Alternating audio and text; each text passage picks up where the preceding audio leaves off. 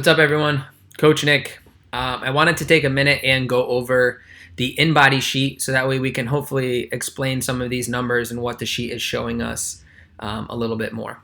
First and foremost, this was a snapshot in time.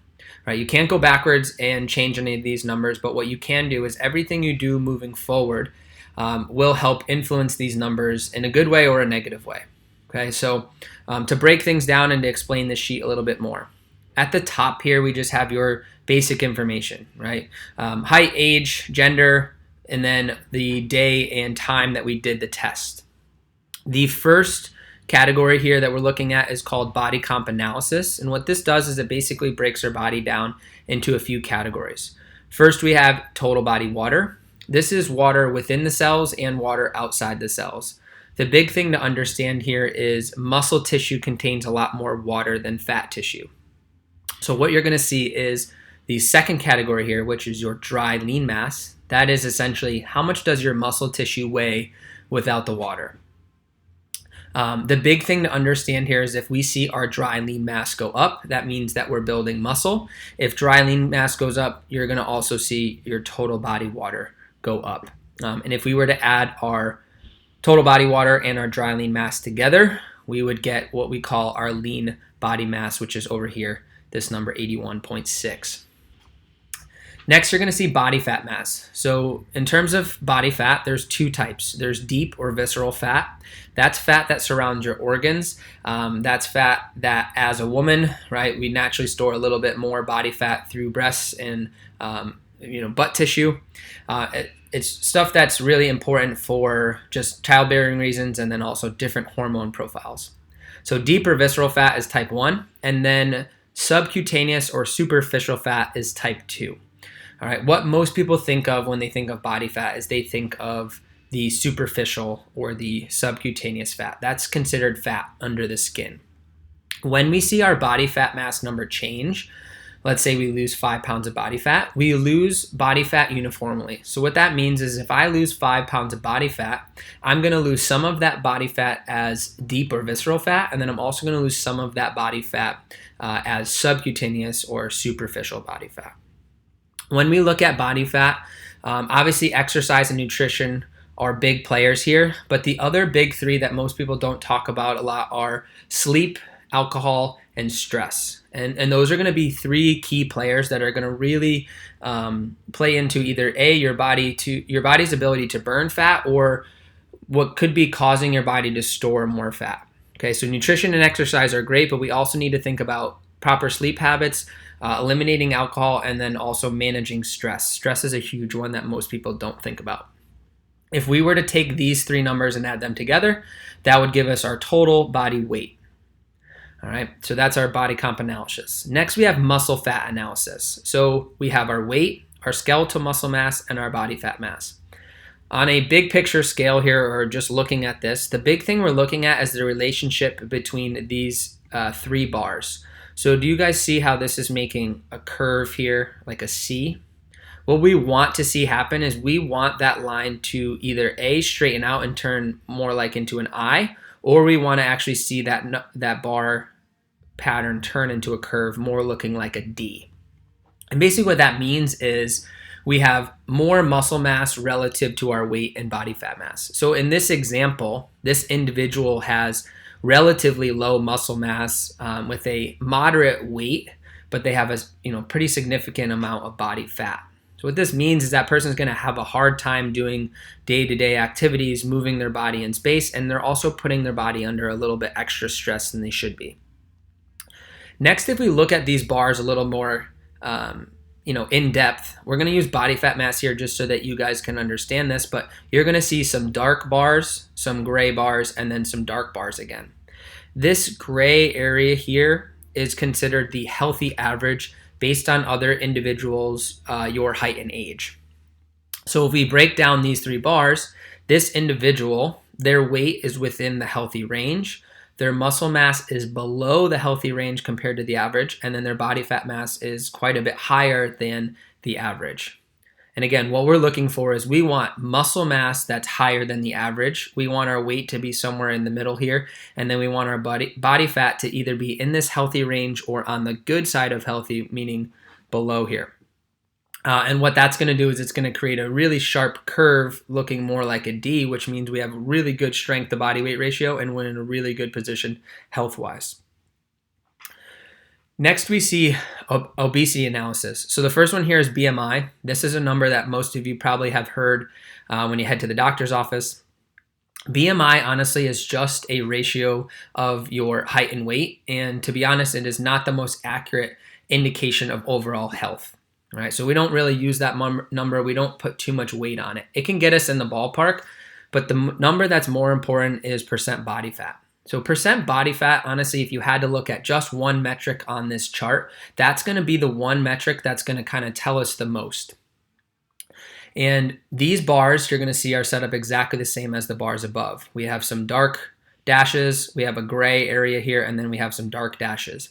This gray area is considered the healthy range. For females, the healthy range is somewhere between 18 and 28, and then for males, the healthy range is somewhere between 10 and 20%.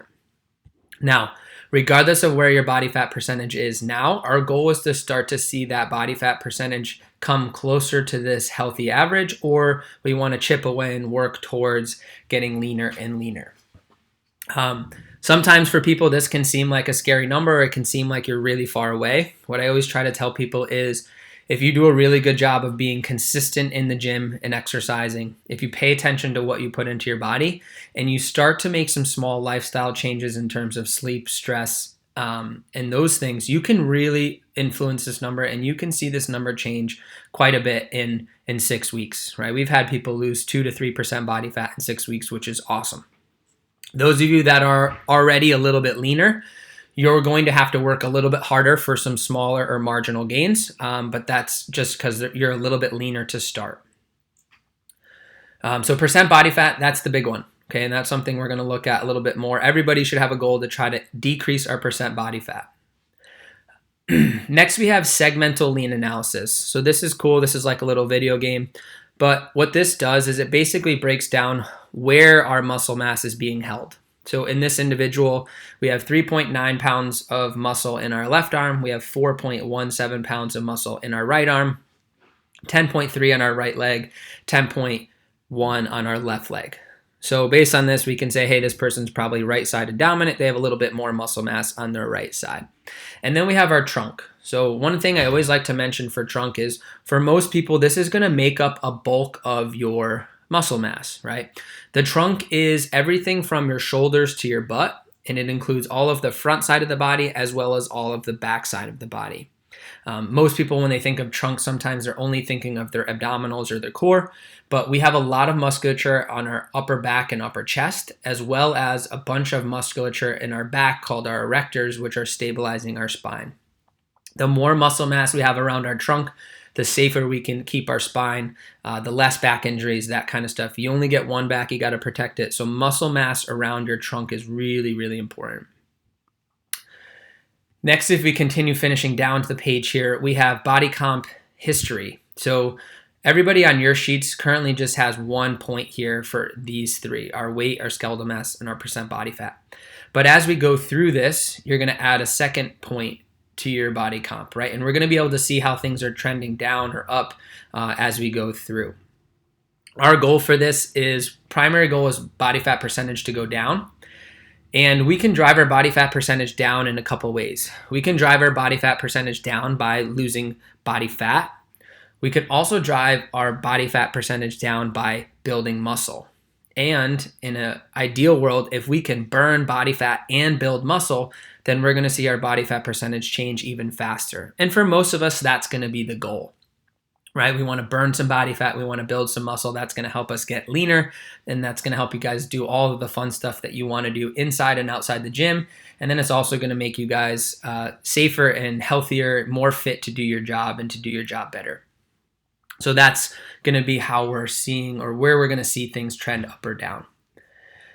Last little thing here, if we move over to the far right, you're going to see body fat / lean body mass control. So this company, InBody, they've done a good job of kind of creating a computer generated goal for you. And that goal is centered around getting us to this sweet spot here of right in the middle of that healthy average for percent body fat. So for this individual, it says, hey, this person needs to lose 22 pounds of body fat and they need to build 8.5 pounds of lean body mass. Now, for some of us, again, this can seem like a mountain. This can seem like we're really far away from where we need to be.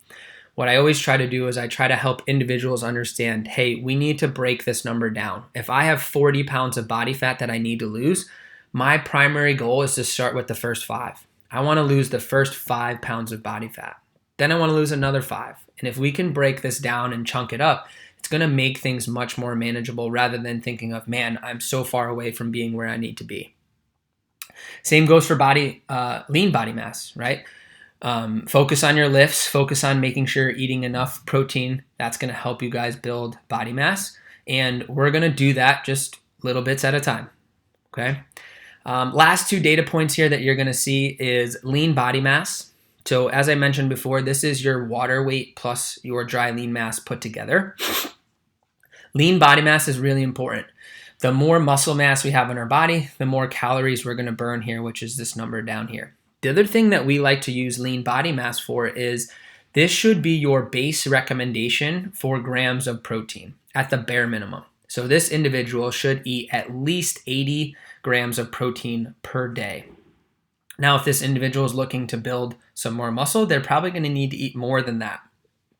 But this needs to be the bare minimum. Okay, this is how much protein you need to eat to support the current muscle mass that you have on your body. As I mentioned, based off of lean body mass, we also get a second number here, which is considered basal metabolic rate. Basal metabolic rate is how many calories does your body burn at rest. So if you were to go to sleep tonight and you wake up in the morning and you do nothing but lay in bed all day, your body will burn roughly 1,160 calories. This is also an important number that we like to use as your base level of calories that you should be eating in a day. So this individual at bare minimum should be eating at least 1,160 calories per day to make sure she's supporting the current muscle mass that she has. Now, when we add in exercise and we add in all the other things we do throughout life, walking around the office, getting on a call, whatever it may be, playing with the kids, we're going to actually end up burning more calories than this. So even for those that may be thinking about, hey, I want to lose weight, I need to kind of eat less, you can't be much lower than this number because that's going to start to take away from our lean body mass, right? This is the number that we need to have as our bare minimum, and then we would burn additional calories on top, which would help us to lose some of that body fat. One of the big things, and this is more of a concept than anything that we like people to understand, is rather than thinking of, hey, I need to eat less because I need to get lighter, or I need to eat less because I need to burn body fat, the way that we want you guys to start to think of your nutrition is what type of fuel do I need to get in my body so that I can work out really hard and I can fuel my performance so that way I can work out hard, burn body fat, and build muscle. It can be a little bit of a scary kind of concept to think about, but once you start to make that shift where you're thinking about food as fuel rather than how little food should I eat, then you're going to really start to change that mindset, and it's going to make it much easier to get leaner, to build muscle, et cetera, et cetera. All right, I just talked a lot. There are probably some questions on this, so if you have some questions, drop them in the comments below, and we